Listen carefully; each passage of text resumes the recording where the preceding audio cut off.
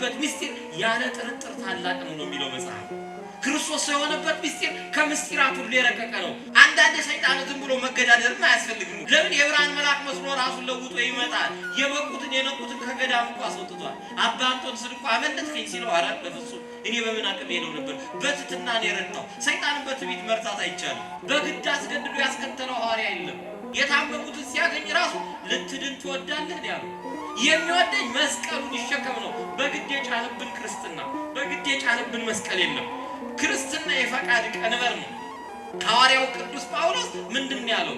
በእግዚአብሔር ርኅራኄ እለምናቸዋለሁ ነው ያለው። አገልግሎት ራሱ ወደዚህ መጥቶ መማር በራሱ ነፃ ፈቃድ ነው። አቅረብኩ ለከ እሳተ ወማየ ደይዴከ በዘፈቀድከ፣ እሳትና ውሃ በፊታችሁ አለ፣ የፈቀዳችሁትን አድርጉ ነው ያለው።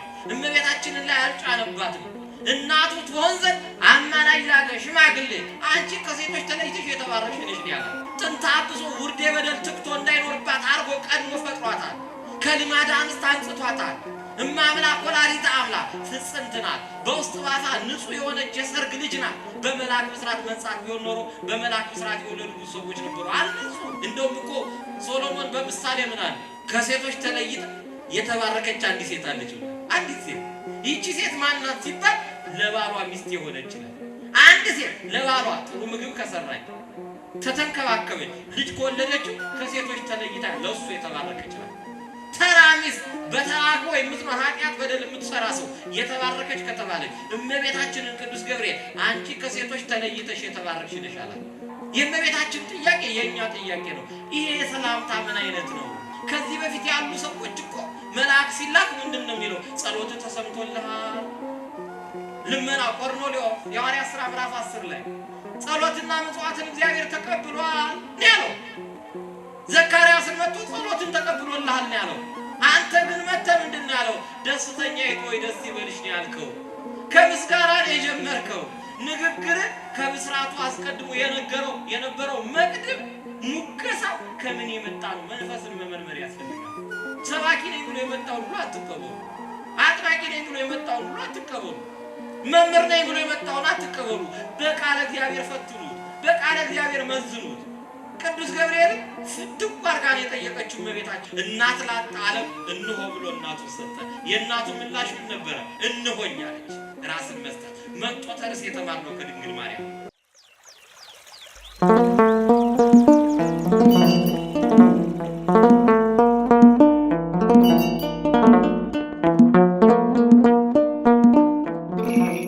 በስመ አብ ወወልድ ወመንፈስ ቅዱስ አሐዱ አምላክ አሜን። በወልድ ውሉድ በክርስቶስ ክርስቲያን የተሰኛችሁ የክርስቶስ ቤተሰቦች፣ የቅድስት ድንግል ማርያም ወዳጆች እንደምን ከረማችሁ? እንደምን ሰነበታችሁ? በአንድነት የሰበሰበን የቅዱሳን አምላክ ልዑለ ባሕርይ እግዚአብሔር ስሙ የተመሰገነ ይሁን። እግዚአብሔር እንዲያስተምረን ቅዱስ ፈቃድ ይሁንልን። እንኳን ለበዓለ ብስራቱ በሰላም በፍቅር በአንድነት አደረሰን። እንግዲህ በዝማሬውም ሰምታችኋል። ቤተ ክርስቲያናችን የጌታችን የመድኃኒታችን የኢየሱስ ክርስቶስን ብስራት የምታስብበት ታኅሳስ 22 ያው ከ12 ሰዓት በኋላ የምንቆጥረው ማለት ነው። እንኳን አደረሳችሁ፣ እንኳን አደረሳችሁ።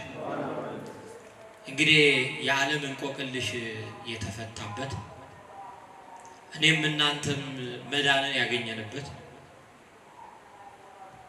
ዓለም 5500 ዘመን የመከራና የፍዳ ዘመን አብቅቶ እውነተኛ ፀሐይ የወጣበት የዓለም እንቆቅልሽ ፍቺውን ቁልፉን ያገኘበት ዕለት ነው።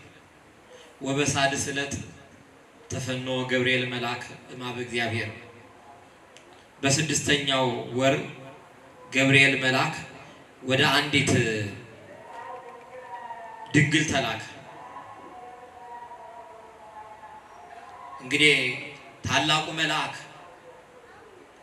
ሊቀ መላእክት የተሰኘ የመላእክትን ከተማ ያጸና ሰይጣን ዲያብሎስን የፈጠርኳችሁ ብሎ የሰማዩን ሰራዊት እግዚአብሔር በዘፈቀደ ከሚገለጥበት ቦታ ሲለያቸው እኔ የፈጠርኳችሁ ብሎ ተመካ። ቀና ብሎ ሲመለከት ማንም አልነበረም።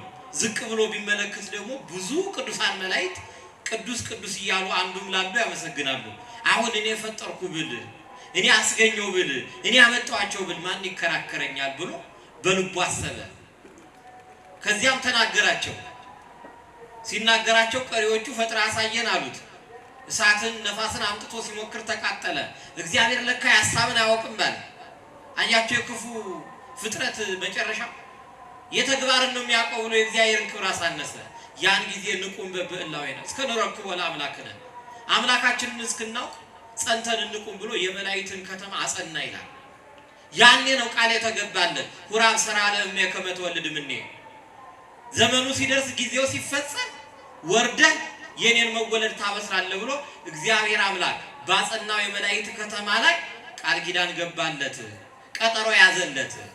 የመላእክትን ከተማ ያጸና ሊቀ መላእክት ታላቁ አባት ቅዱስ ገብርኤል የስሙ ትርጓሜ አምላኮ ሰብ እግዚኦ ገብርኤል የተባለ ሰው አምላክ ሆነ፣ አምላክ ሰው ሆነ የሚለውን ቃል ይናገር ዘንድ 6ኛ ወር ሲፈጸም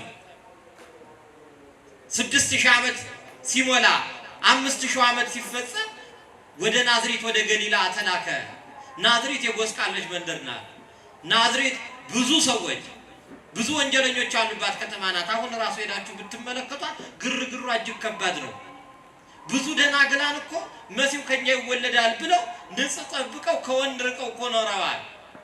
ብዙ ነገስታት እኮ ልጆቻቸው ጌታ መሲሁ ከሷ ይገኛል እያሉ መልክ ደም ግባታቸውን እያዩ በቅምጥልነት አኖረዋል። ግማሾቹ ከኔ ይወለዳል ብለው በንጽህና ጠብቀዋል። እመቤታችን ግን አንድ ቀን ጌታ ከኔ ይወለዳል ብላ አስባ አታውቅም ነበረ። እንደውም በቤተ መቅደስ ሆና ኢሳይያስ 7ን ስታነብ ድንግል ትጸንስ ወትወልድ ወልደ ወትሰይምዮ ስሙ አማኑኤል ዘበትርጓሜው እግዚአብሔር ምስሌን የሚለውን ስታነብ ምን ትል ነበር? ከዘመኗ ደርሼ እንደው ጫማዋን ጫማዋን ጠፍር ብፈታ እንጨት ፈልጬ ውሃ ቀርጬ ባገለገልኳት ብላ ትመኝ ነበር። እንዘ ትትቀነይ ለርሳ ባለቅኔው እንደተናገረው እመቤትነት ሲፈልጋት እናትነት ሲፈልጋት እመብርሃን ግን ግርድና ትመኝ ነበር። ግርድና ትፈልግ ነበር። ዝቅ ነበር የምትለው። ለዚህ ነው የዓመቱ ለእግዚአብሔር ያለችው መጨረሻ እነ የጌታ ባሪያ ያለችበት ምክንያት ሌላ አይደለም ብለው ይፈቱታል፣ ይተረጉሙታል። ወደ ናዝሬት ነው የተላከው፣ ወደ ድሆች መንደር ቅምጥል የተለቀለቀው አውድማ የነገስታቱን ቤት ንቆ የበረቱን መምረጡ ተራውን ነገር መምረጡ። ብዙ ሀብታሞች እያሉ አንዲት ምስኪን ከድሃ ቤት አደረ። እንደ ምስኪን ከድሃ ቤት አደረ፣ ድሃዋን መረጠ። ገብርኤል ራሱ የተላከው ወደ ሌላ አይደለም፣ ወደ ናዝሬት ወደ ገሊላ ነው። አይዛብ ዘገሊላ ይባላል። እስራኤላውያን ትንቢት የተነገረላቸው ሱባኤ የተቆጠረላቸው ታላላቆቹ ጸሐፍት ፈሪሳውያን መገብተ ምኩራብ እጅግ የሚጸየፏት ከተማ ናት፣ የሚንቋት ከተማ ናት። መቅደስም እኮ አልተሰራባትም ያቺ ከተማ። መቅደስ ያለ በኢየሩሳሌም ነው። እውነተኛዋ መቅደስ ዘይትትነሰት የተባለች የማትፈርሰዋ መቅደስ የማትጠፋዋ ፋና ድንግል ማርያም እመብርሃን እንድትገኝበት የተናቀችውን ናዝሬት ፈለገ። ብዙዎች ከናዝሬት መልካም ሰው ይወጣል ብለው የተናገሩላት ፊልጶስ እኮ ናትናኤል እና ሲለው እንዴት ወደ ናዝሬቱ ኢየሱስ ትጠራኛለህ? ከናዝሬት ነብይ ይወጣል እንዴ ብሎ ንቋት ነበረ። ያኔ ኒቆዲሞስ የተባለው የአይሁድ ሸንጎ አለቃ አንተ መልአኮሙ ለአይሁድ ወዘንተ ነገረ የታምር ተብሎ የተነገረለት በዮሐንስ 3 ላይ ያለው ያ ሰው ምንድን ያለው? ብዙዎች ተሰብስበው መጥተው ከናዝሬት እንደው ነብይ እንደሚወጣ መምህር ተጽፏል ሁሉ ብለው ነው የጠየቁት። ናዝሬት በዚህ መልኩ በተናቀች ቦታ ቅዱስ ገብርኤልን ላከ። ከመላእክት ለይቶ ታላቁን መልአክ ቅዱስ ገብርኤልን ላከ። ሚካኤልን አይደለም የላከው ገብርኤልን አላከ ይልና ግን ራሱ ድርሳነ ሚካኤልን ስታነቡ 7ቱ ሰማያትን አቋርጠው ሲመጡ እስከ 5ኛው ሰማይ ቅዱስ ሚካኤል ሸኝቶታል ይላል። እንግዲህ ይሄን ምስጢር ለማንም አልነገረው። ጌታ ሰው የመሆኑን ምስጢር በታማኝነት እንዲጠብቅ ይህ ምስጢር ታላቅ ነው ያለው። ሰው እግዚአብሔር ሰው የሆነበት ምስጢር ያለ ጥርጥር ታላቅ ነው የሚለው መጽሐፍ። ክርስቶስ ሰው የሆነበት ምስጢር ከምስጢራት ሁሉ የረቀቀ ነው። እንኳን ሌላ ቀርቶ ሰው ባልና ሚስት አንድ የሚሆኑበት ምስጢር ከረቀቀ አምላክ ሰው የሚሆንበት ምስጢር፣ ሰው አምላክ የሚሆንበት ምስጢር እንዴት አይረቅ? ለማንም አልተናገረም። መላእክት ሁሉ የሰሙት ምስጢር አይደለም። የሰው ልጆች ያወቁት ምስጢር አይደለም። ነቢያት በትንቢት ተናገሩ እንጂ ፈኑ ዴከ ማርያም አሉ እንጂ ፈኑ ብርሃንከ ወጽድቀከ ብለው ተናገሩ እንጂ የጌታን መምጣት በሱባኤ የቆጠሩ እነ ዳንኤል እንጂ ገብርኤል መጥቶ እኮ ለዳንኤል ትንቢቱ መሲህ መምጫው ሰዓት ይሄን ያህል ሱባኤ ቀረው እያለ ይነግረው ነበር። ከእግዚአብሔር የመጣ ትእዛዝ ይል ነበር። ግን ትእዛዙ ሲፈጸም መልሶ የተላከ ራሱ ቅዱስ ገብርኤል ነው። ለምን ፍንጭም የሰጠ እሱ ነው። መጨረሻም ነገር እውነተኛውን የሚስጢሩ መድረስ እንዲያበስር የተላከ ነው። ለማንም አልተነገረም፣ ለማንም አልተሰበከም። የጌታ ሰው የመሆን ሚስጢር ሰይጣን እንዳያውቀው ተፈልጎ ተሰውሯል። በመጽሐፋችን በትንቢተ ዳንኤል ስታነቡ እኮ ለዳንኤል መጥቶ ምንድን ያለው? የፋርስ ንጉሥ 21 ቀን አዘገየኝ፣ ሰይጣን አዘገየኝ ይላል። 21 ቀን ፋርስን በጣዖት ሸምቆ ያዘ ጋኔን ስዋጋው 21 ቀን ሞላኝ። በ21ኛው ቀን ሚካኤል ሊረዳኝ መጣ። እኔ ደግሞ ወደ አንተ መጣዋል። አያችሁ፣ ጣዖት እያስመለከ የኃጢአት ወይራ እያስፈለጠ የኃጢአት ጭቃ እያስረገጠ አጋንንት ቅዱስ ገብርኤልን አዘገየው። የጌታን ሰው መሆን ቢሰማ ኖሮ ደግሞ ፈጽሞ ሊያስቀረው ኃይሉን ሁሉ ሰራዊቱን ሁሉ ሊያስተባብር ይችላል። ይሄን ሊያስቀር ይችላል። ሰይጣን ክፉ ነው። ቅዱስ ጳውሎስ ወደ እናንተ እንዳልመጣ አለ። ሰውን ገና ወንጌል እንዳይሰማ ሰይጣን አዘገየኛል፣ ሰይጣን አዘገየኛል። ዮሴፍ እኮ ያየውን ሕልም በመናገሩ ወንድሞቹ የገዛ ወንድሞቹ ሕልም አጨናጋፊ ነው የሆኑት። እናንተ ሕልም ስታዩ፣ በጎ ነገር ስታዩ፣ መቁረብ ስትመኙ፣ ንስሐ መግባት ስታስቡ ዝም ብላችሁ ለመንገደኛው አትናገሩ። ሰይጣን የልብን መርምሮ አያውቅም። ስትናገሩ ነው የሚያውቀው። ለጓደኛ ስትናገሩ ገና ሰርታችሁ ያልጨረሳችሁትን ነገር አታውሩ። እግዚአብሔር ሰርቶ የጨረሰውን ነገር እስኪጨርስ ድረስ ከሰይጣን ሰወረው፣ ከሰይጣን ሸሸገው። መወለዱን ሲሰማ የቤተልሔም ሕፃናት እንዲፈጁ እኮ ነው ያደረገው። የቤተልሔም ሕፃናት ተፈጁ እኮ። ለምን? መወለዱን ስላወቀ ነው። መጸነሱን ግን ቢያውቅ ኖሮ ምን ያደርግ ነበር? የስንት ደናግለ እስራኤል የስንት ጽንስ በማይጸናቸው ያሉ ሴቶችን ያጨናግፍ ነበር። ድንግሊቱ ማን እንደሆነች ቢለያት ኖሮ በድንግልና በእስራኤል ምድር የሚኖር አንድ ሰው አልተገኘም ነበር ወይም አይገኝም ነበር። ሰይጣን ክፉ ነው። አንዳንድ ሰይጣን ዝም ብሎ መገዳደርም አያስፈልግም እኮ። ለምን? የብርሃን መልአክ መስሎ ራሱን ለውጦ ይመጣል። የበቁትን የነቁትን ከገዳም እኮ አስወጥቷል። አባ እንጦንስን እኮ አመለጥከኝ ሲለው ኧረ በፍጹም እኔ በምን አቅም ሄለው ነበር፣ በትሕትና ነው የረታው። ሰይጣንን በትዕቢት መርታት አይቻልም። የዚህ ዓለም ገዢ ተብሏል። የምንኖረው በዚህ ዓለም ነው። የዚህ ዓለም ገዢ እሱ ነው። የወዲያኛው ዓለም ገዢ መድኃኔዓለም ክርስቶስ ነው። ይሄን እምላችሁ ለስጋዊ ጠባይ የተመቸ ዓለም ስለሆነ ለስጋውያን ሰዎች ምቹ ስለሆነ ሰይጣን ይመቸዋል። ለዚህ ዓለም ገዢ ተብሎ ሹመት አግኝቷል። ከእግዚአብሔር ላለፉት ለወጡት ሰዎች ኃይል አለው ወይ? እንዴት እሱ ሊበረታ ይችላል አትበሉ። የተመረጡትን እስኪያስት ስልጣን ነበረው፣ ኃይል ነበረው፣ ብርታት ነበረው። ስለዚህ ይሄን ምስጢር ለብቻው ያወቀው ቅዱስ ገብርኤል ነው። እግዚአብሔር ቅዱስ ገብርኤል ላከው ይላል። ራሱ ለምን አልመጣም የሚሉም ሰዎች እኮ አሉ። የራሱ ለምን አልመጣም የሚሉ ሰዎች አሉ። እንደው ገብርኤልን ስለምን ላከው? ገብርኤልን ሳይልክ ራሱ አምላክ ሰው መሆን አይችልም ነበር ወይ? አረ ብዙ ጥያቄ ይነሳ። እንደው ስለምን ሄዳ አብስራት እሱም ቃሏን ቃል አድርጎ በማይጸን ከሚያደርግ እስቲ ጥራትና አምጣት እዚሁ በኪሩቤል ጀርባ ላይ ልጸነስ ልወለድ አላለም። ለምን ቢባል እኔና እናንተ አናየው ነበረ። ይህ ምስጢር ረቂቅ የሆነው ኃይል ምስጢረ ሥጋዌ ረቆ ለኛ ከመገለጥ በላይ ይሆንብን ነበር። ለእግዚአብሔር አልቦ ዘርዔ ገሙራ እግዚአብሔር ፍጹም ያየው የለም ይላል። በአባቱ ቅፍ ያለ አንድያ ልጁ ተረከው ነው የሚለው። በአባቱ ቅፍ ያለ አንድያ ልጁ ወደዚህ መጥቶ በለቢሶ ሥጋ ባይተርከው ኖሮ ክርስቶስን አየነው፣ አብረነው በላን ጠጣን የሚለው የሐዋርያት ምንድነው ስብከታቸው፣ የሐዋርያት ምስክርነታቸው ከየት ይመጣ ነበረ? እግዚአብሔር እኮ የሚሳነው ነገር የለም። እንደ ኤልያስ እኮ በእሳት ሰረገላ ልኮ አምጣት እዛው ልጸነስ እኮ ማለት ይችል ነበር። ራሱም ዝም ብሎ መጥቶ በማይጸነው ያድር ነበረ። ግን የ15 ዓመት እኮ ብላቴና ናት በብርሃን። ዝም ብሎ መጥቶ በማይጸነው ቢያድር ኖሮ በሽታ ይሆንን ብላ ትጨነቃለች። ሆዷ ሲገፋ ትጠበባለች። እናቱን ላለማስደንገጥ እኮ አስቀድሞ አማላጅ ላከ። አስቀድሞ ታላቁን እውነኛውን የታመነው መልአክ በገነት ላይ የተሾመው መልአክ ቅዱስ ገብርኤል መጽሐፈ ሄኖክ ምዕራፍ 5 ጀምሮ ስታነቡ በገነት የተሾመ እኮ ነው። ማስገባት ማስወጣት የሚችል። አሁን አንዳንድ ኢትዮጵያውያን ከቅዱስ ገብርኤል ጋር ያለን ቁርኝት እንደ ቀልድ የሚያዩት ሰዎች አሉ። ሰዎች ገነት ለመግባት እኮ ዘበኛውን በረኛውን እኮ መወዳጀት ያስፈልጋል። ሌላው ሰው እንግዲህ ኖሮ ከእህል ቢጸዳ ከውሃ ይጸዳል። በውሃ ላይ የተሾመ እኮ ታላቅ መልአክ ነው።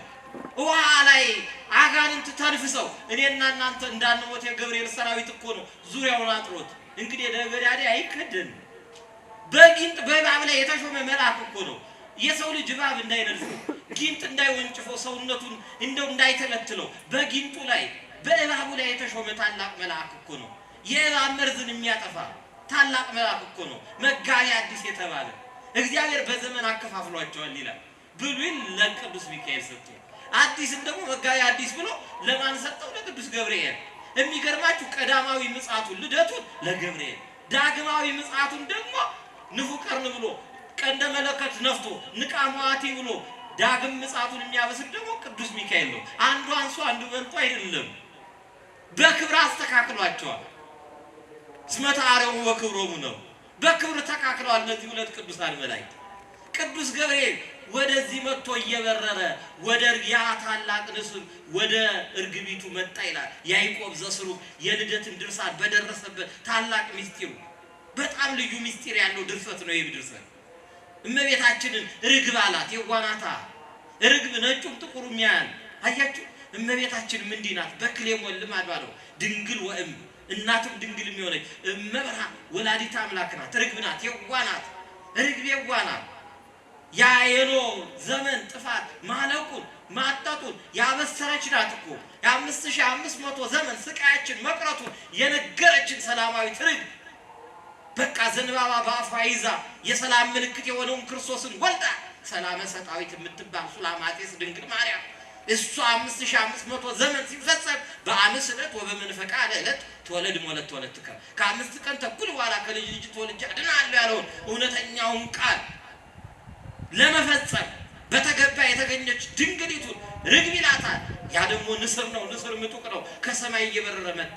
ይሄ ምስራች ከባድ ነው። ማንም የማያውቀው ምስጢር ተናገሩ ብትባሉ እግር ካላችሁ በእግራችሁ፣ መኪና ካላችሁ በመኪናችሁ፣ ፕሌን ካላችሁ በፕሌናችሁ። ግን የተላከው ታላቁ ንስር ክንፍ ያለው ነው። እየበረረ መጣ። አያችሁ እንግዲህ አስቡ። ሰው ምቀኛ ነው። ሰው ቢሆን ኖሮ አስቡ። ካንተ በላይ ገሌ ያገኛል ቢባል ፊቱ ይጠቁራል፣ ይደምናል። አብዛኞቻችሁ ምቀኞች ነን። አሁን እኮ ቅዱስ ገብርኤል ይዞ የመጣው ብስራትና ምስጢር እኮ ታላቅ ነው። የሰው ልጅ ከመላእክት ይበልጣል፣ አምላክ ሊሆን ነው የሚል ምስጢር እኮ ነው ይዞ የመጣው።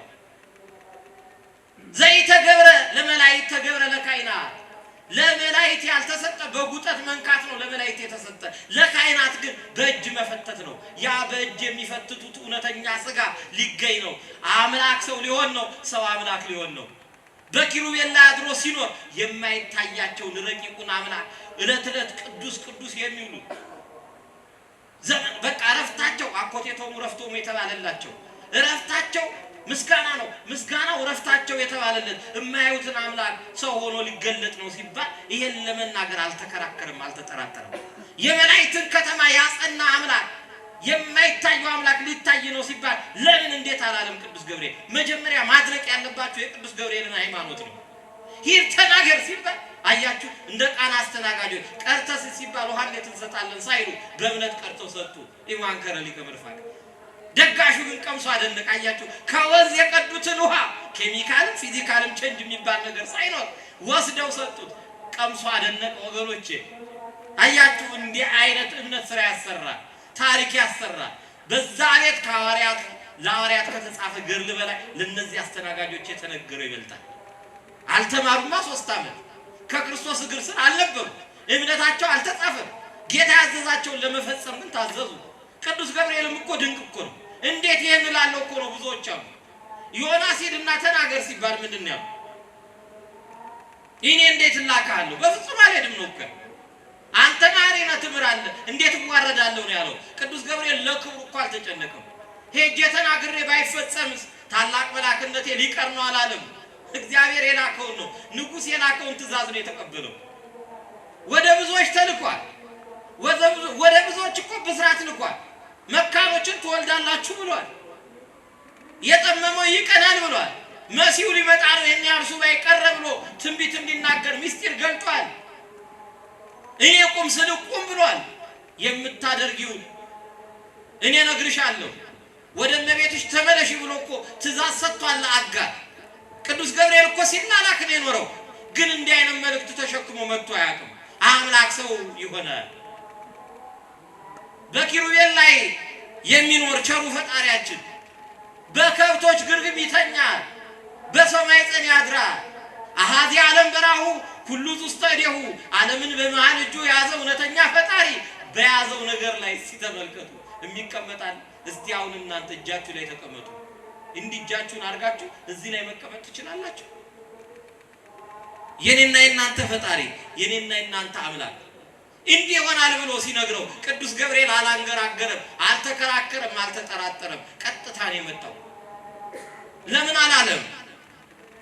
መልእክት ሲደርሰው ለምን አላለም? ብዙዎች እኮ ለምን ብለዋል። ሙሴን እኮ ሄደ እስራኤላውያንን ነፃ አውጣ ሲባል ልጆችስ ማቄን ቅድም እንዴት ሊሆን ይችላል? ጌዴዎን ውጣና እስራኤልን ነፃ የምታደርግ አንተ ነህ ሲባል እኔ የኤፍሬም ዘር አይደለሁም የምናሴ ዘር ነኝ ተራ ነኝ አላለ።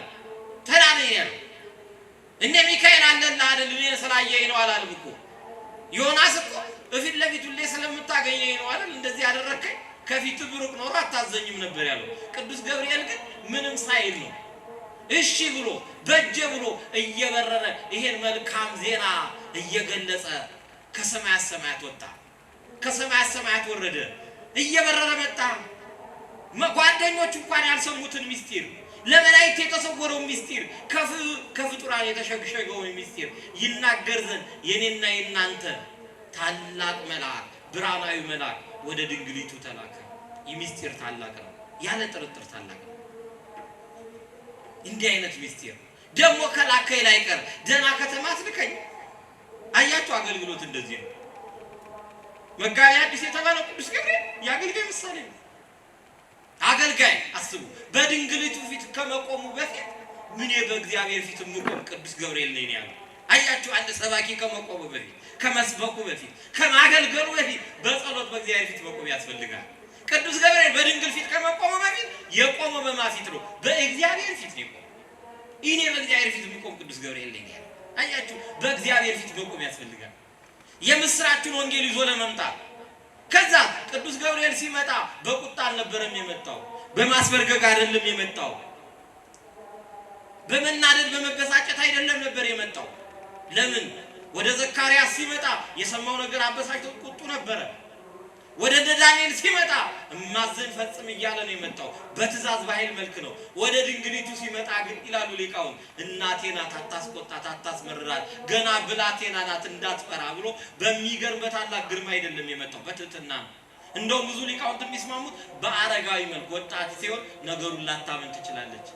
በጎልማሳ አምሳል ነው ተገልጦ ወደ እሷ መጥቶ የብርሃናዊ መልአክ ለእመቤታችን ለቅድስት ድንግል ማርያም ትጸንስ እያለ ያበሰራት። ብስራቱ ልዩ ነው፣ የሚደንቅ እኮ ነው። እንዲህ አይነት ብስራት፣ እንዲህ አይነት ጥንቃቄ። ሁለተኛ ዜናዊ ፍስዋ ገጽ ነው እኮ የሚለው። ፊቱ የፈካ ነበር። ሰባኪያን መምህራን ወደ ተሰባኪው ሲመጡ፣ ወደ ህዝቡ ሲመጡ በቁጣ አይደለም፣ በመበሳጨት አይደለም፣ በመሳደብ አይደለም፣ በብሩህ ገጽ ነው። ካህናት አገልግሎታቸው በብሩህ ገጽ ነው፣ በቁጣ አይደለም። ዓለምን አሸንፈው ወደ ቤተ እግዚአብሔር ሲሰበሰቡ፣ ከዓለም ርቀው ወንጌል ሊሰሙ ሲመጡ ለምንድን ነው የምንቆጣቸው? በፍቅር ከሰሙ መንከር ነው ቅድሚያ። ቃሉን ከተጠራጠሩ ከማመን ከቦዘኑ ደግሞ እንደ ዘካርያስ ደግሞ ቁጣ ያስፈልጋል። አያችሁ ገብርኤል ያሟላ ሰባኪ ነው። የምስራችን ወንጌል ይዞ ሲመጣ ደስታ በጠፋበት ዓለም ደስ ይበላችሁ የሚል ስብከት የሰበከ ታላቅ አባት ነው። ስብከታችን ቁረጠው ፍለጠው አይደለም ሆነ ያለበት። ደስታ ወንጌል የምስራች ነው። የምስራችን ወንጌል ነው የሚለው ቅዱስ መጽሐፍ። ስለዚህ የታላቅ መልአክ ቅዱሱ መልአክ ወደ ናዝሬት ወደ ገሊላ መጣ። ናዝራዊ ይባል ዘንድ ወደ ናዝሬት ወጣ የተባለው ጌታችን መድኃኒታችን ኢየሱስ ክርስቶስ ወደሚገኝበት ዮሴፍ የጠራቢው ዮሴፍ ቤት የነበረበት አናጺ ወደ ነበረበት ወደዚህ ደካሞች መንደር ጌታችን ገባ። እሱ እንዲገባ አስቀድሞ መልአኩ ገባ። ከቃሉ ጋር ናቸው፣ ከቃሉ ጋር ናቸው። የመልአኩ የታላቁ መልአክ የቅዱስ ገብርኤል ረድኤት በረከት ከሁላችን ጋር ይሁን።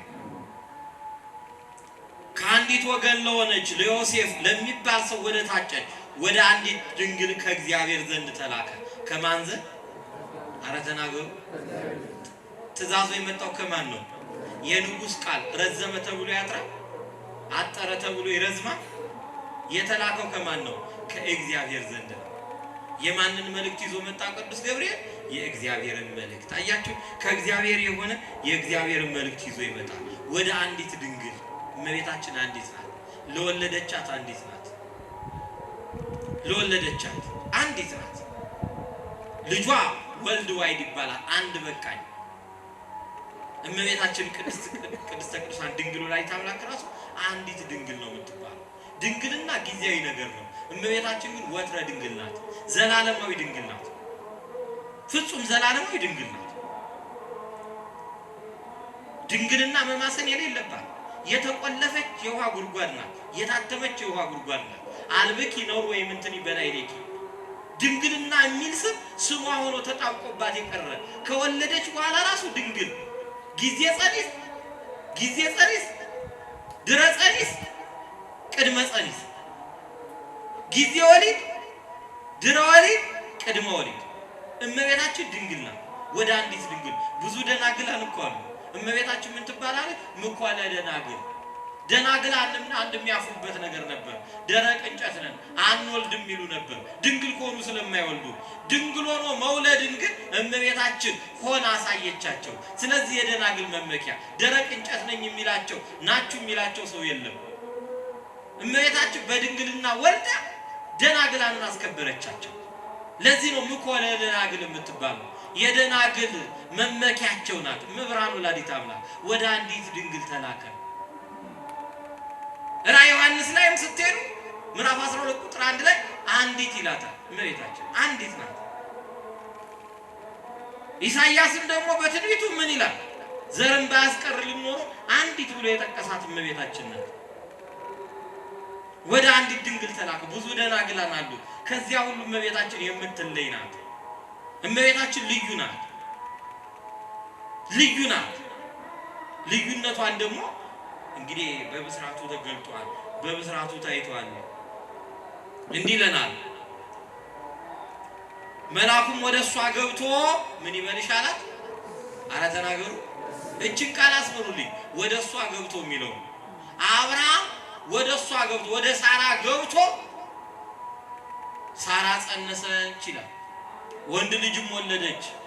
ያዕቆብም ወደ ሚስቱ ወደ ላባ ገባ፣ ወደ ሚስቱ ወደ ራሔል ገባ፣ ወደ ገሊት ገባ እያለ ይጽፋል።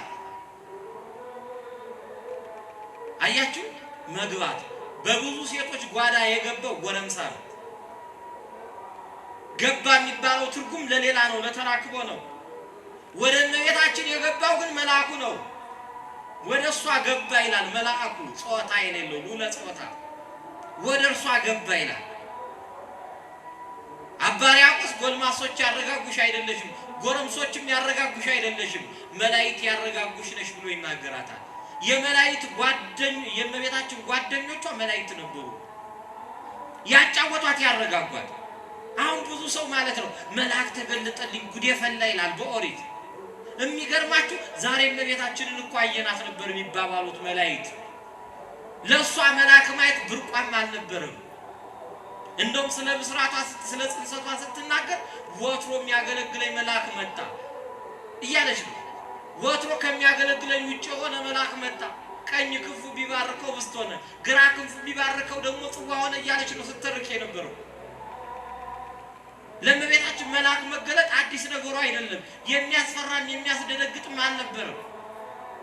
መላእክት ያረጋጓት ናት። መልአኩ ቅዱስ ገብርኤል ወደ እሷ ገብቶ ነው የሚለው። አያችሁ፣ ወደ እሷ የገባው መልአክ ነው። በሕይወቷ የነበረው መልአክ ነው። የሚገርማችሁ ቅዱስ ገብርኤልን እመቤታችን ሲያገኛት ለብቻዋ ነው። አንድም የእመቤታችን ጓደኛ ተብሎ በመጽሐፍ ቅዱስ የተጻፈ ብታነቡ የለም።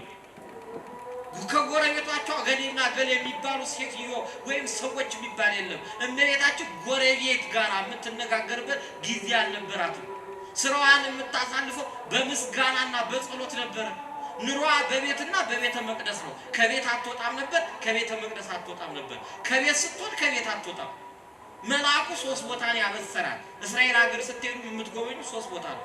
መጀመሪያ በአጭር ታጥቃ አደግድጋ ወዴት ስትሄድ? ወደ ውሃ ዳር ስትሄድ ውሃ ልትቀዳ በጫማዋ ለተጠማ ውሻ ያጠጣች ጊዜ ነው ትጸንስ ያላት። ርብቃ የታጨችው እዛ ቦታ ላይ ነው።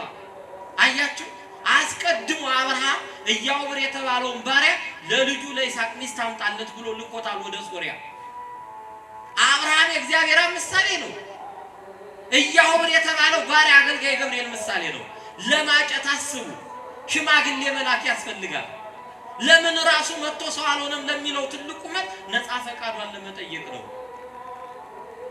ነፃ ፈቃዷን ለመጠየቅ። ልትድን ትወዳለህ? የጌታ ቃል እኮ ነው። የሚወደኝ ቢኖር ይከተለኝ ነው። በግድ አስገድዶ ያስከተለው ሐዋርያ የለም። በግድ ጌታችን አላዳንም። የታመሙትን ሲያገኝ ራሱ ልትድን ትወዳለህ ያለው። የሚወደኝ መስቀሉን ይሸከም ነው። በግድ የጫነብን ክርስትና፣ በግድ የጫነብን መስቀል የለም። ክርስትና የፈቃድ ቀንበር ነው። ሐዋርያው ቅዱስ ጳውሎስ ምንድን ያለው? በእግዚአብሔር ርኅራኄ እለምናቸዋለሁ ነው ያለው። ሮሜ 12 ላይ የተናገረን ቃል ይሄ ነው። አገልግሎታችሁ ያውና ፍጹም እንዲሆን ይሄን ነው የጠየቀን።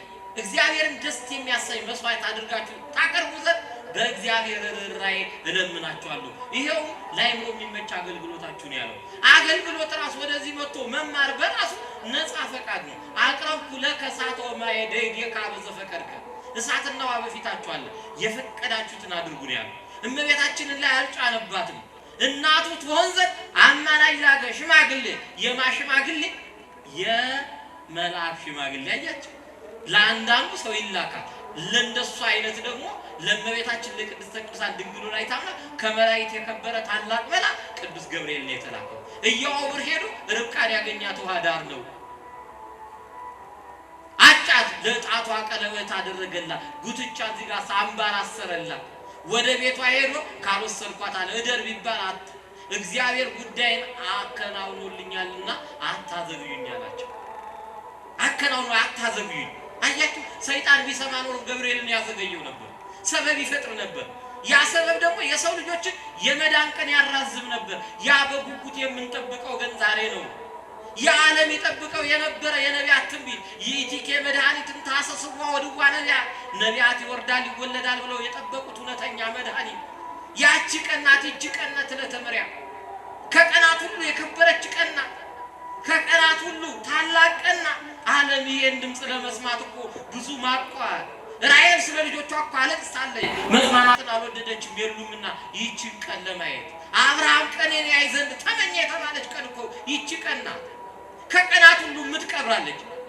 በቃ ዕለት ከዕለት ይበልጣል። ጥበብ የሰማንበት ቀን ነው።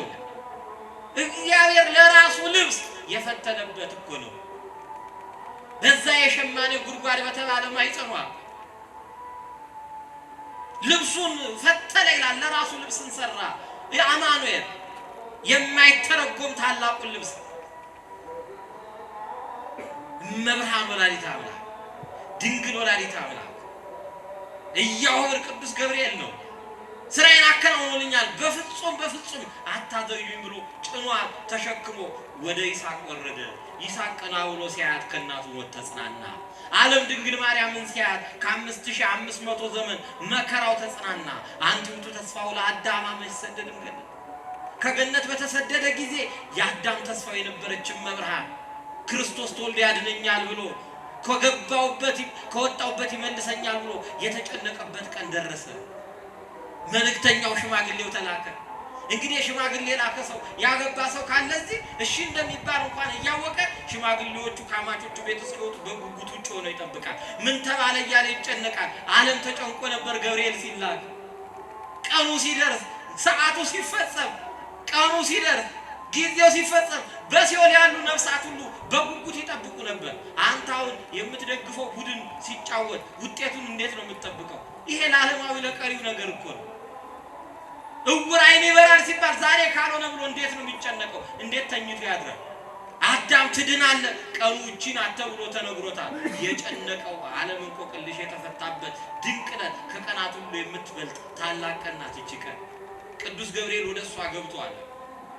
ወደ እሷ ገብቶ ጎልማሳ አልገባም፣ ወጣት አልገባም፣ ሰው አልገባም።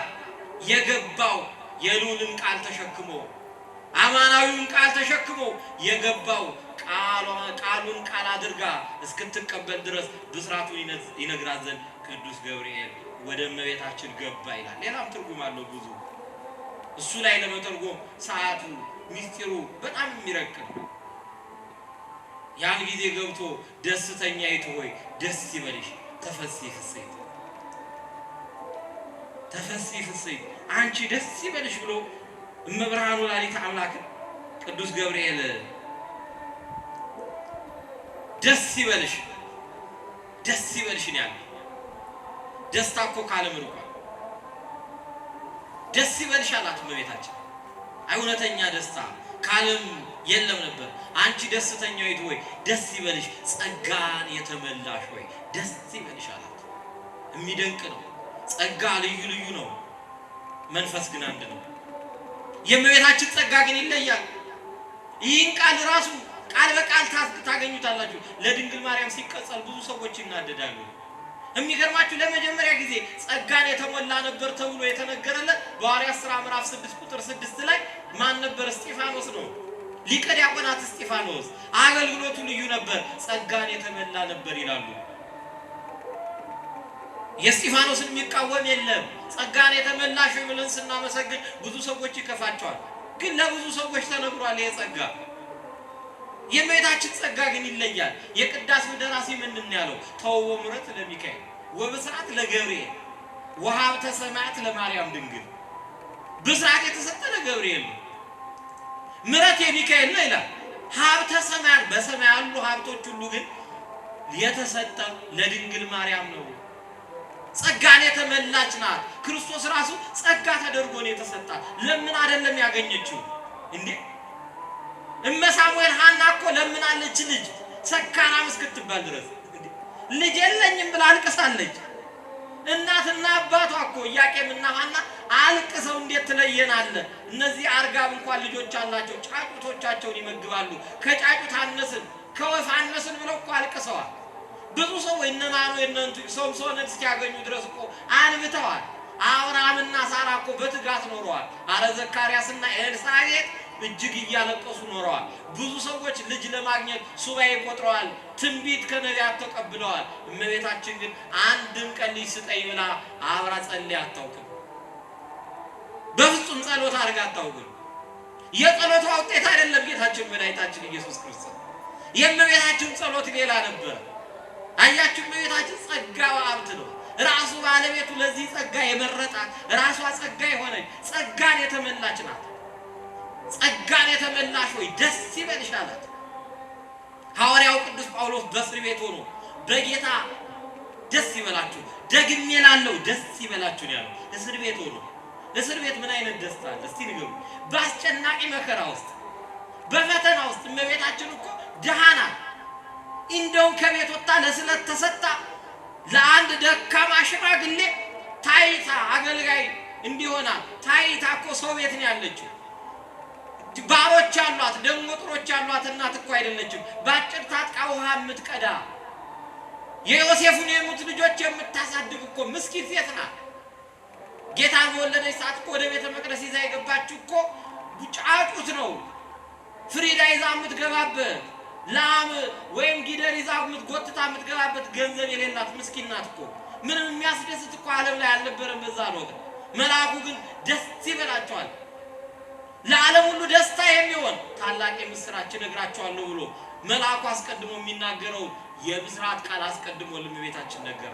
በመወለዱ ብዙዎች ደስ ይላቸዋል ተብሏል ለዮሐንስ። የዮሐንስ ፈጣሪ ሁሉን የሚያስደስት ዓለምን በደስታ የሚቀይር መድኃኔ ዓለም ክርስቶስ ሊወለድ ስለመጣ ጸጋን የተመላሽ ሆይ ደስ ይበልሽ፣ አንቺ ከሴቶች ተለይተሽ የተባረክሽ ነሽ አለ።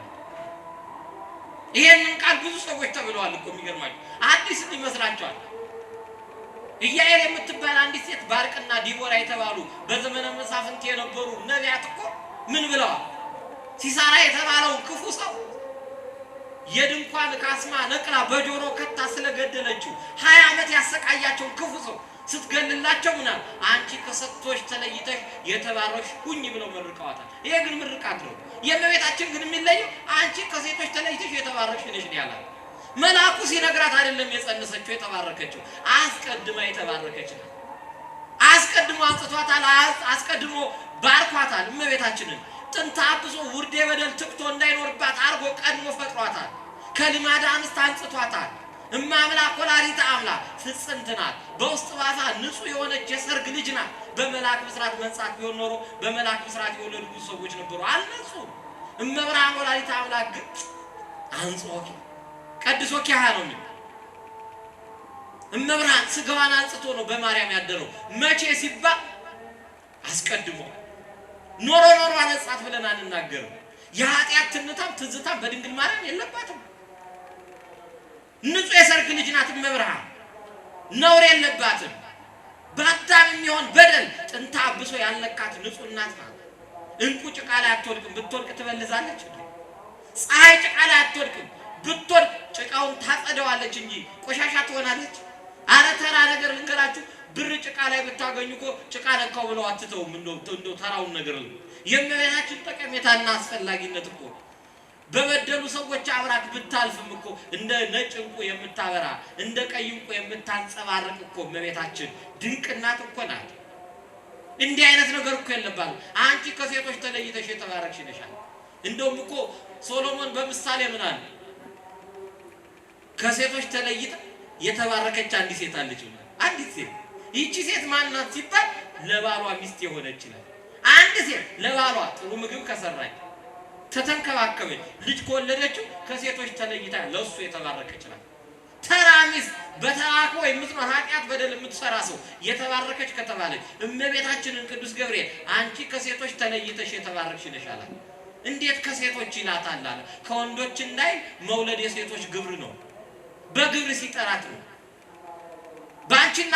በአንተና በሴቲቱ መካከል ጠላትነት አደርጋለሁ፣ ራስን ይቀጠቅጣል የተባለ የተነገረው አስቀድሞ እንግዲህ ለእመቤታችን እንደሆነ ከሔዋን ጋር አያይዞ ነው የተናገረው። እመቤታችን ሴት ያላት ያለ ምክንያት አይደል? እንዴት ሴት ያላት? ድንግል አይደለችም ወይ? ሴት እኮ ማለት ድንግልና የሌላት ነው ብለን እንዳንቀባይ ዮሐንስ 2 ላይ ምንድን ያለው? አንቺ ሴት ካንቺ ጋር ምን አለኝ? ሴት ማለት አጥንትሽ ካጥንቴ ስጋሽ ከስጋዬ ማለት ነው። ከስጋዋ ስጋ ከነፍሷ ነፍስ ነስቷል። ሴት ማለት ምን ማለት ነው? ምትክ ማለት ብቻ እኮ አይደለም። ምትክ ብቻ ማለት አይደለም።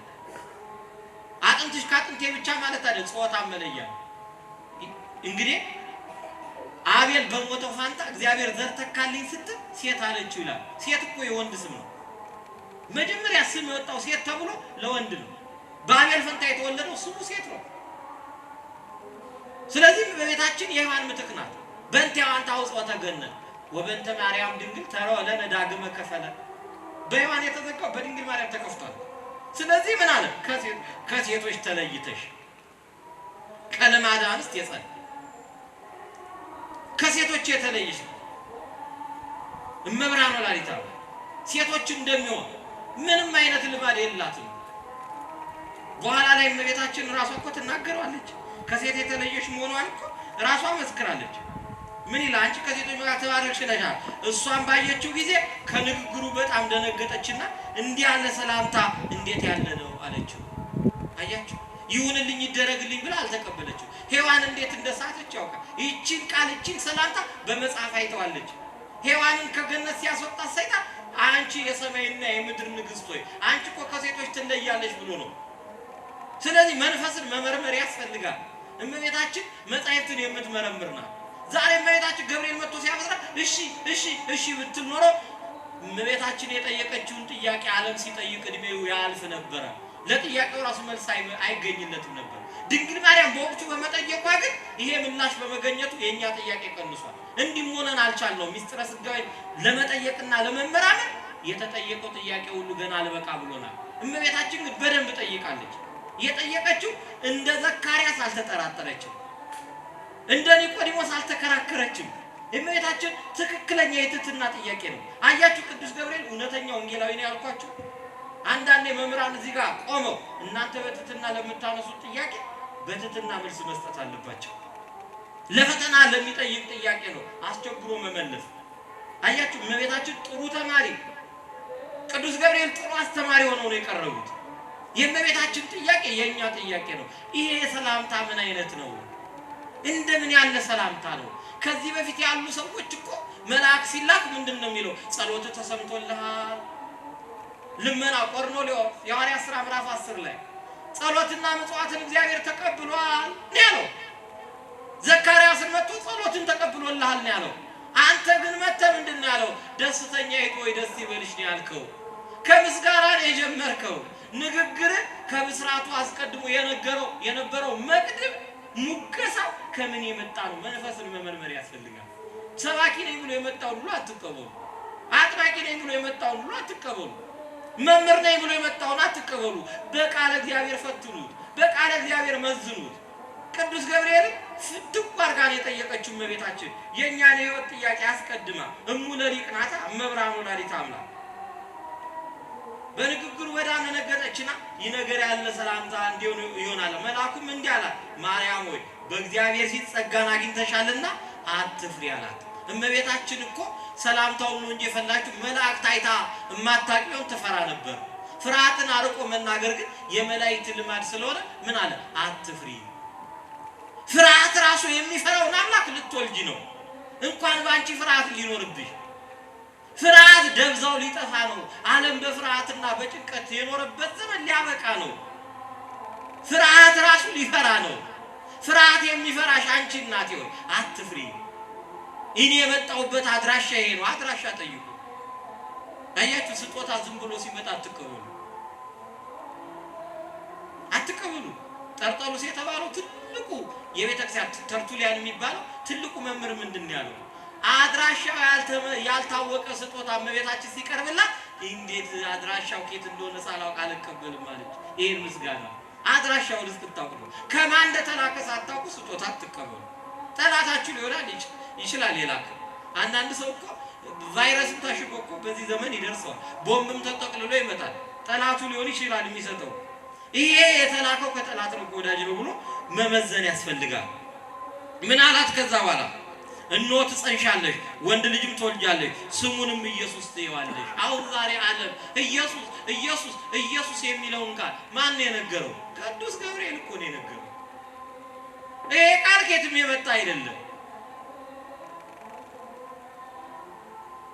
አክሊለ ስብከ ዘይትቀጸል በሩስ አጉረ ጸወረሰ ኢያሱ ይላል እኮ የመልካ ማርያም ደራሲ። አስቀድሞ ስምን በላይ የቀጸለው ኢያሱ በአንተ ስም እስራኤልን ከሞት አድኗል። ያንተ ስም በላዩ ሆኖ ኢያሱ ማለት መድኃኒት ነው። ዓለምን የሚያድነው ኢየሱስ የመጀመሪያ ቃሉን የሰበከ ይሄን ስም ለዓለም ያስተዋወቀው ተጭኖት የመጣው ቅዱስ ገብርኤል ነው።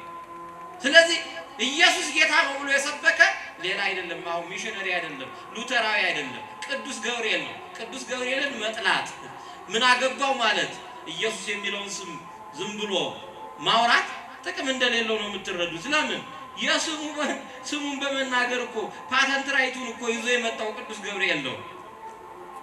ይሄንን ማሰብ ያስፈልጋል።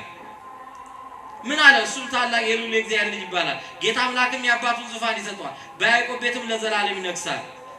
ማርያም መልአኩ ወንድ ስለማላውቅ እንዘ ይአምር ብእሴ፣ አሁን እሱ ትወልጃለሽ ሲላት ከማን አለችው እመቤታችን። አየሽ፣ ከማን ነው የምወልደው? ባሌ ማን ነው? ለእኔ ታጭው ሰው ማን ነው አይደለም ያለችው። እኔ አለች ወንድ ስለማላውቅ እንዘ ይአምር ብእሴ፣ አግብቼ ወልጄ እኖራለሁ ብዬ አስቤም አልሜም አላውቅም። ወንድ አላውቅም። በአልዮ በነቢብ በገቢር የለብኝም። የአባትሽና የእናትሽን ቤት እርሺ ብሎ አስቀድሞ ዳዊት ነግሮኛል። ንጉሡ ቤትሽን ወዷል ብሎ። ስለዚህ ይሄ ትንቢት በውስጡ አለ። እኔ ወንድ አላውቅም። በቃ እግዚአብሔር ለራሱ ለአምላክ ሙሽራ ሆና የተዘጋጀች ናት መብርሃን ወላዲተ አምላክ። በፍጹም በአልዮም በህሊናዋም የለባትም። ቅዱስ ገብርኤል እዚህ ጋር ምን አላ? መልአኩም እንዲህ አላ፣ መንፈስ ቅዱስ ወደ አንቺ ይመጣል፣ የሉላን የሚጸልሻል፣ ይደንቋች የሚወለደው ቅዱስ የእግዚአብሔር ልጅ ይባላል፣ እነሆ ዘመድሽ ኤልሳቤጥ ብሎ መጣ። ምክንያት ፍለጋ ዘመድሽ ኤልሳቤጥ ካረጀች ከሸመገለች በኋላ ጸንሳለች አላል። እንዴ ካረጁ ከሸመገሉ በኋላማ መጽነስ እንዳለ ዘካርያስ ረስቶት ሲጠራጠር አብርሃምን መጥቀስ እየቻለ ካህን ሆኖ እያጠነ የካህን ተጠራጣሪ የምእመን ተጠራጣሪ የትምህርት እጥረት ነው። የካህን ተጠራጣሪ ግን አስቸጋሪ ነው። ተምሮ እንዳልተማረ ነው። ለዚህ ነው ድዳ የተባለው። የተጠራጠረበትን የዘጋው። ስለዚህ ለሷማ ምክንያት ሌላ አይደለም እኮ ዘካርያስ አለ። ምንም ቢያረጁ እንደ አብርሃም ሊሆን ይችላል ታምሩ፣ እኔ ግን በፍጹም ወንድ አላውቅም አለ። እንዴት ብሎ ይርታል? በምን ያሸንፋል? ብሉይ ከአዲስ የምትጠቅስ ጥግብ ያለች ቅሱም በጽዋ መለኮት በመለኮት ጨው የጣፈጠች አንደበቷ የታረመ ልቦናዋ ብርሃን የሆነ እናት ናት። አስቀድሞ አዘጋጅቷታል። በምን ይርታል? ቅዱስ ገብርኤል ያን ጊዜ ለእግዚአብሔር በውኑ የሚሳነው ነገር አለን አላት። ከዚህ በኋላ ክርክር ይቆማል። ለፈጣሪ የሚሳነው ነገር የለም። ያኔ እመቤታችን ምን አለ? እነሆኝ የጌታ ባሪያ ይኩነኒ በከመ ትቤለኒ። ይሄ ነው ዓለም ይጠብቀው የነበረ ምላሽ። በሲኦል ያሉ ነፍሳት ኧረ እሺ በይ እሺ በይ እሺ በይ ኧረ እባክሽ እያሉ ይጮሁ ነበር ይላሉ ሊቃውንት። እሷ እሺ ካላለች ቃሏን ቃል አድርጎ በማይጸኑ ያድርም ነበር። ቆይ ላስብበት ብትል እንደ ወቅቱ እንደ ዘመኑ ልጃገረዶች የሰው ልጅ የመዳን ጊዜ ይራዘም ነበር። እመቤታችን ግን ምን አለች? እንሆኝ ባሪያ። አብርሃም እኮ እንሆኝ ባሪያ አለ። እንሆኝ አለ ኢሳይያስ። ወደ ሕዝቤ ማንን ልላክ ብሎ ሲጠይቅ እንሆኝ አለ። እንሆኝ ማለት ያስፈልጋል። እኔ ያለው ማለት ያስፈልጋል። አያችሁ፣ እንሆኝ እኔ እግዚአብሔር ባሪያ ስትል አስከሱ በኋላ ደግሞ ጌታ ተፈጸመ ብሎ ደሙን ከመስጠቱ በፊት እንሆ እናትህ አለላት። ስጋውን ከመስጠቱ በፊት እናቱን የሰጠን። ከስጋው በፊት ከደሙ በፊት እናት ያስፈልገን ነበር። እናት ላጣ ዓለም እንሆ ብሎ እናቱን ሰጠ። የእናቱ ምላሽ ምን ነበረ? እንሆ እንሆኝ አለች። ራስን መስጠት መጦተርስ የተማርነው ከድንግል ማርያም፣ ትሕትናን ያገኘነው ከእመቤታችን ነው። እናት ነኝ ስትባል ነይ ዓመቱ እኔ የእግዚአብሔር ባሪያው ነኝ አለች። አያችሁ ባርነት። በቃ ባሪያ የራሱ መብት የለውም። በፀጉሩም በእግሩም በእጁም የሚያዘው ጌታው ነው። በነፍሱም በስጋውም የሚያዝበት።